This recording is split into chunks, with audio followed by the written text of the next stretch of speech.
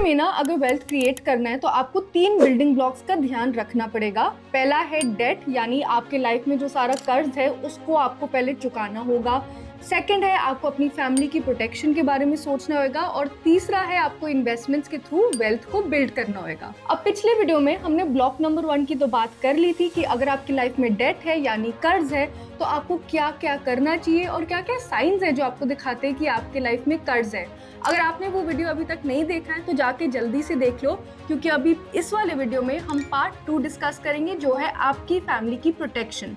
जब तक ये वाला ब्लॉक आपने हैंडल नहीं किया है तब तक आप ब्लॉक 3 यानी कि इन्वेस्टमेंट्स के थ्रू वेल्थ क्रिएशन उस वाले ब्लॉक तक आप पहुंच नहीं सकते, क्योंकि इंडिया में और ज़्यादातर टियर 2 टियर 3 सिटीज़ में मोस्ट फैमिलीज़ का ऐसा हाल है कि एक छोटी इमरजेंसी से सारे सेविंग्स उड़ाए जा सकते हैं, जिसका मतलब है कि आप फिर से ज़ीरो से शुरू करोगे। तो जल्दी से इसी कॉन्सेप्ट को क्लियर कर लेते हैं कि अपनी फैमिली की प्रोटेक्शन के लिए आपको क्या क्या करना ज़रूरी है। वेलकम बैक टू पैसा सीखो। मेरा नाम है Kajoli and let's start the video.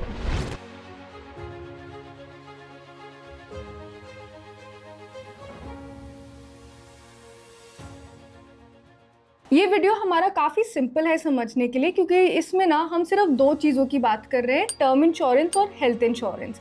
अब जिससे पहले आप बोलो कि आय हाय ये तो बहुत ही बोरिंग टॉपिक्स है, रुक जाओ, ये एक्चुअली बहुत ज़्यादा इंपॉर्टेंट होते हैं। मैं आपको एक एग्जाम्पल दे देती हूँ। सोचो आपने अपना सारा डेट क्लियर कर दिया जैसे हमने वीडियो 1 में बोला था। अब आपने धीरे धीरे अपना इमरजेंसी फंड बनाया, अपनी इन्वेस्टमेंट स्टार्ट कर लिया और आपके पास कुछ 3-4 लाख हैं आपके अकाउंट में और आपको लग रहा है कि बढ़िया न्यूज़ है, आप चल रहे हो उसी पाथ पे जिसमें आपको चलना चाहिए और आप अपनी वेल्थ को ग्रो कर रहे हो। अचानक से आपके फैमिली में किसी का एक्सीडेंट होता है या आपको चोट लग जाती है या किसी को हॉस्पिटल जाना पड़ता है। एक ही झटके में आपके जो 3-4 लाख है वो उसी वक्त डिसअपियर हो जाते हैं और आपको फिर से ज़ीरो से स्टार्ट करना पड़ता है। तो काफ़ी सिंपल फंडा है कि इस ब्लॉक को हमें बहुत ध्यान से देखना होता है, क्योंकि अगर हम ये नहीं करते तो हमारे सेविंग्स ही इरोड होते हैं, एंड में हमारा ही नुकसान होता है।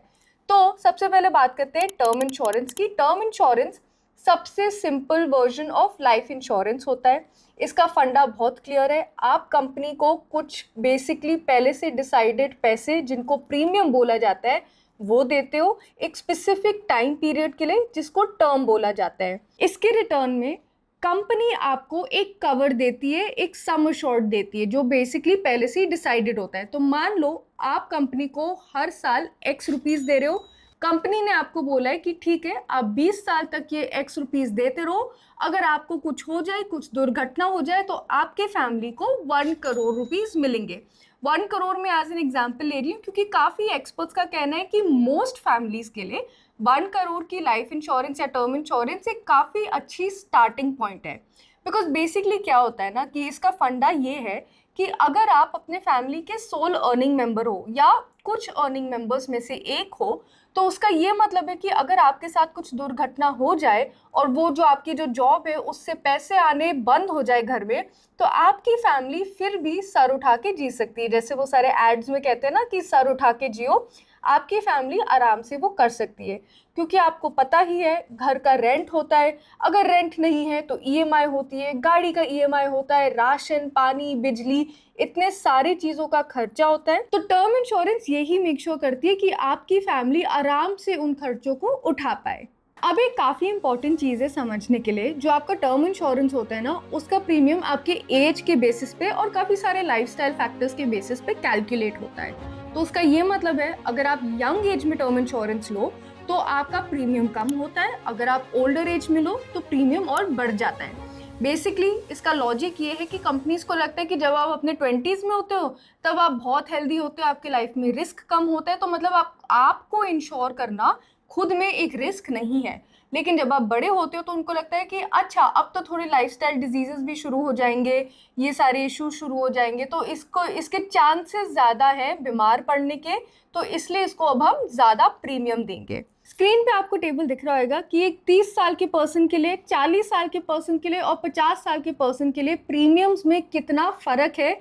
इवन दो कवर उतना ही है सबका, सबको वो सेम 1 करोड़ का कवर मिल रहा है, लेकिन उनके प्रीमियम ज़्यादा हो रहे हैं simply because of their as.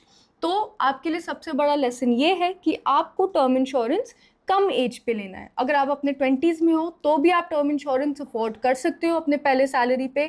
अगर आप अपने 30s में आ गए हो, आपके पास फैमिली है, आपके पास डिपेंडेंस है, तो टर्म इंश्योरेंस के बिना काम नहीं चलता है। आपको मेक श्योर करना है कि आपके स्पाउस, आपके बच्चे सब ठीक रहे, चाहे कुछ भी हो जाए। टर्म इंश्योरेंस लेते वक्त ना हमें कुछ कुछ चीज़ों पे ध्यान रखना है। पहला है राइडर्स। अब राइडर्स ना ऑप्शनल एड ऑन्स होते हैं, ये कंपलसरी नहीं होते, लेकिन बेसिकली ये आपके पॉलिसी को इन्हांस करते हैं, क्योंकि लाइफ में जो अलग अलग झटके होते हैं ना, ये उसके लिए आपको प्रिपेयर करते हैं। फॉर एग्जाम्पल, एक वेवर ऑफ प्रीमियम राइडर आता है, तो उसमें क्या होता है कि टर्म पीरियड के दौरान जब आपकी पॉलिसी एक्टिव है, अगर आपको कोई ऐसा एक्सीडेंट हो गया या कोई डिसेबिलिटी हो गई जिसके वजह से आप अर्न नहीं कर सकते हो, तो कंपनी आपको कहती है कि ठीक है, आपकी पॉलिसी अभी भी एक्टिव रहेगी उस टर्म पीरियड के लिए, लेकिन आपको अब प्रीमियम पे करने की कोई ज़रूरत नहीं है। तो ये एक बहुत बड़ा हेडेक है जो चला जाता है। सेकेंड, एक बहुत इंपॉर्टेंट राइडर है critical illness insurance rider. Basically इसमें क्या होता है कि अगर आपको कोई क्रिटिकल इलनेस की डायग्नोसिस मिल जाए, जैसे कि cancer, heart disease, kidney disease, critical illness policy document में डिफाइंड होता है, अलग अलग इलनेसेस होते हैं उसमें।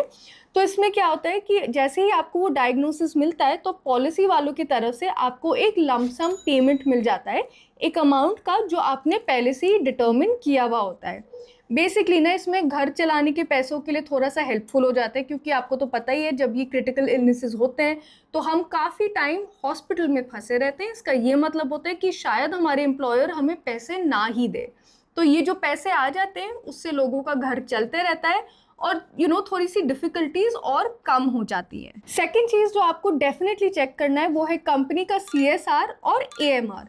CSR होता है क्लेम सेटलमेंट रेशियो, जिसका ये मतलब है कि कितने क्लेम्स उन्होंने सेटल किए। 98% से ऊपर claim settlement ratio generally good माना जाता है, और ऑब्वियसली 99% से ऊपर तो बेस्ट ही माना जाता है। ASR जो होता है वो होता है अमाउंट सेटलमेंट रेशियो। अब कुछ कंपनीज क्या करती है ना, छोटे छोटे क्लेम्स को एकदम सेटल कर देती है ताकि उनका CSR ऊपर चले जाए, लेकिन जो बड़े वाले क्लेम्स होते हैं 1 करोड़ वाले, उनको वो रिजेक्ट कर देती है।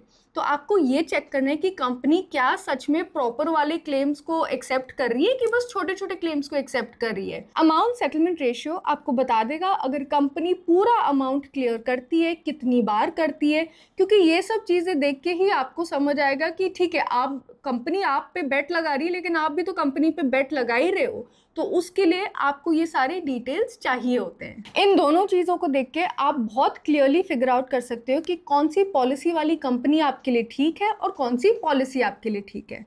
अब एक बार आपने टर्म इंश्योरेंस अपना सॉर्ट कर दिया, फिर आपको बैठ के अपना हेल्थ इंश्योरेंस सॉर्ट करना है। अब अगर आप ये सोच रहे हो कि मैंने क्रिटिकल इलनेस इंश्योरेंस तो ले लिया है, हेल्थ इंश्योरेंस की क्या ज़रूरत है, तो रुक जाओ, डेफिनेटली ज़रूरत है, क्योंकि इंडिया में मेडिकल इन्फ्लेशन 14% के आसपास घूम रहा है, जिसका ये मतलब है कि year after year cost of medical expenses increase होते जा रहे हैं। अब बेसिकली क्या होता है, जो आपका क्रिटिकल इलनेस कवर है वो एक स्पेसिफिक रीज़न के लिए लिया जाता है, लेकिन अगर आप कोई भी और रीज़न के लिए हॉस्पिटलाइज्ड हो तो आपकी लाइफ इंश्योरेंस या टर्म इंश्योरेंस थोड़ी ना आपको हेल्प करने वाली है। आपको हेल्थ इंश्योरेंस की ज़रूरत होती है ताकि आप ये सारे मेडिकल एक्सपेंसेस के लिए पे कर पाओ, और ये जो क्रिटिकल इलनेस कवर जिसकी बात करी थी वो आपके लाइफ एक्सपेंसेस में आप वो पैसे यूज़ कर सकते हो। आपको ये नहीं करना है कि वहाँ के पैसे आप फिर हॉस्पिटल में डाल रहे हो और फिर घर चलाने के लिए पैसे हैं ही नहीं। तो बेसिकली ना इस तरह ये एक डबल शील्ड बन जाता है। इंडिया में ना बहुत अलग अलग टाइप के हेल्थ इंश्योरेंसेज अवेलेबल हैं, तो मैं आपको जल्दी से पूरी लिस्ट बता देती हूँ ताकि आपको भी समझ आ जाए कि आपको किस टाइप का इंश्योरेंस लेना चाहिए और क्यों। पहला है इंडिविजुअल हेल्थ इंश्योरेंस। बेसिकली ये एक सिंगल इंडिविजुअल के मेडिकल एक्सपेंसेस को कवर करता है, ये कस्टमाइजेबल होता है और अफोर्डेबल होता है। सेकंड है फैमिली फ्लोटर प्लान। अगर आपके पास स्पाउस हैं और बच्चे हैं तो एक फैमिली फ्लोटर प्लान, एक्चुअली आपके सीनियर सिटीजन पेरेंट्स भी इसमें इंक्लूड हो सकते हैं। एक फैमिली फ्लोटर प्लान आपकी पूरी फैमिली को कवर देता है, जैसे एक बड़ी सी छतरी होती है उसी तरह ये काम करता है। तो ये भी एक काफ़ी कन्वीनियंट ऑप्शन होता है लोगों के लिए। क्रिटिकल इलनेस इंश्योरेंस, जैसा कि हमने डिस्कस किया था, ये सिर्फ टर्म इंश्योरेंस का राइडर नहीं है, ये एक्चुअली आपको एक प्रॉपर हेल्थ इंश्योरेंस में भी क्रिटिकल इलनेस इंश्योरेंस पॉलिसी मिल सकती है, जो अगर आपको एक क्रिटिकल इलनेस हो जाए तो आपको एक लंप सम अमाउंट देगी ताकि आप अपने हॉस्पिटल के एक्सपेंसेस को कवर कर पाओ। नेक्स्ट है top up health insurance plan. Basically ये एक एडिशनल लेयर ऑफ कवरेज होता है जो आपके प्राइमरी प्लान के ऊपर फंक्शन करता है। ये काफी स्ट्रेटेजिक और अफोर्डेबल तरीका है जिससे आपका टोटल प्रोटेक्शन इंक्रीज होते रहता है without increasing your premium significantly. फिर है सीनियर सिटीजन हेल्थ इंश्योरेंस। ये उन लोगों के लिए होता है जो 60 ईयर्स प्लस होते हैं और ये हेल्थ इंश्योरेंस उन बीमारियों के लिए बना होता है जो सीनियर सिटीजन्स को ज़्यादातर होता है, तो वो वही सब ख्याल में रख के ये पॉलिसी बनाई जाती है। और लास्ट है ग्रुप हेल्थ इंश्योरेंस। ये कभी कभी इसको एम्प्लॉयर हेल्थ इंश्योरेंस भी बोला जाता है क्योंकि आपकी जो एम्प्लॉयर होती है वो एक ग्रुप प्लान में इन्वेस्ट करती है और उनके जो सारे एम्प्लॉयज होते हैं उस ग्रुप प्लान के अंदर प्रोटेक्टेड होते हैं। अब आपको ये तो समझ आ गया कि कितने सारे अलग अलग प्लान्स हैं, पर इन प्लान्स में से करेक्ट वाला कैसे चूज करते हैं। 3-4 फैक्टर्स हैं जिसमें आपने ध्यान रखना है और फिर आप उसी के बेसिस पे अपना सही प्लान चूज कर सकते हो। सबसे पहला है कि आपको कवर कितना मिल रहा है। फॉर एग्जाम्पल अगर आप एक फैमिली फ्लोटर प्लान ले रहे हो तो एक्सपर्ट्स का मानना है कि आपका टोटल कवर 15 to 25 लाख के करीब होना चाहिए क्योंकि ये मेडिकल इन्फ्लेशन को भी अकाउंट में लेता है। अगर आपने एक फैमिली फ्लोटर प्लान ले लिया और उसमें सिर्फ 5 लाख का कवर है तो अगर एक ही साल में एक से ज़्यादा पर्सन बीमार हो गया या कोई लंबी बीमारी में फंस गया तो फिर ये पैसे आपके लिए कम हो सकते हैं। सेकंड है इनके हॉस्पिटल नेटवर्क क्या है। हर पॉलिसी का ना हॉस्पिटल नेटवर्क से अफिलिएशन होता है तो उसमें आपको ये पता चलता है कि कौन से हॉस्पिटल्स में वो वाले पॉलिसी एक्सेप्टेड है। आपको ये चेक करना पड़ेगा कि आपका प्रिफर्ड हॉस्पिटल उस पॉलिसी के साथ कनेक्टेड है या नहीं, वरना ये ना हो कि आप अपने मनचाहे हॉस्पिटल में पहुंच गए और फिर वो एंड में आपको बोलेंगे कि भाई आपका इंश्योरेंस तो यहाँ पे होता ही नहीं है तो आपको तो कैश ही देना पड़ेगा वरना आपको हम एडमिट ही नहीं करेंगे।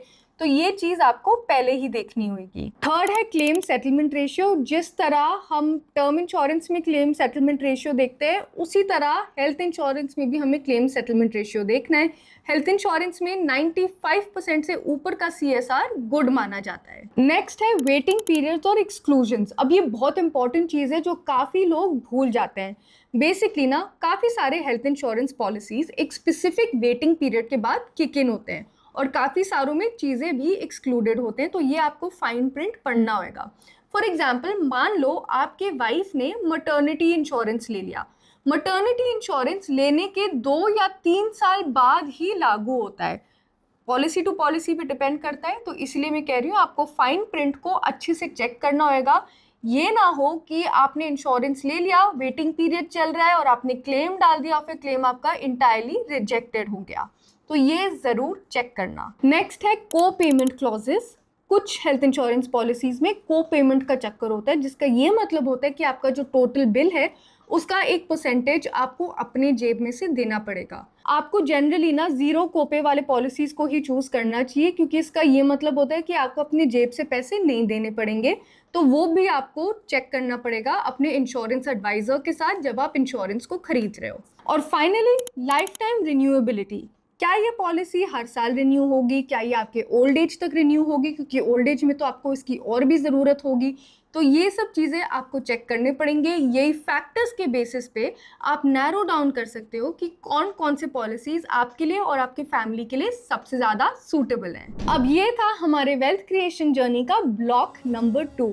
होपफुली आप अब तक समझ गए होंगे कि फैमिली प्रोटेक्शन कितनी ज़्यादा इंपॉर्टेंट है और इसको कैसे करना है। इन केस आपके कोई डाउट्स हैं आप paisa-seeko.in पे जा सकते हो। वहाँ पे हमारे पास बहुत सारे आर्टिकल्स हैं लाइफ इंश्योरेंस पे, टर्म इंश्योरेंस पे, हेल्थ इंश्योरेंस पे और अलग अलग टाइप्स ऑफ इंश्योरेंस पे। अगर आपका कोई भी डाउट है आप वहाँ पे बहुत आराम से क्लियर कर पाओगे। paisa-seeko.in हमारी ही वेबसाइट है, तो वहाँ ज़रूर जाओ, आर्टिकल्स पढ़ो और अपनी नॉलेज को इंक्रीज करो। अगर आपको ये वीडियो पसंद आया तो प्लीज़ लाइक का बटन दबा दो। कोई डाउट्स है तो कमेंट्स में ज़रूर पूछना। अपने दोस्तों के साथ इस वीडियो को ज़रूर शेयर करो और चैनल को सब्सक्राइब करना मत भूलना। मिलते हैं आपसे अगले वीडियो में।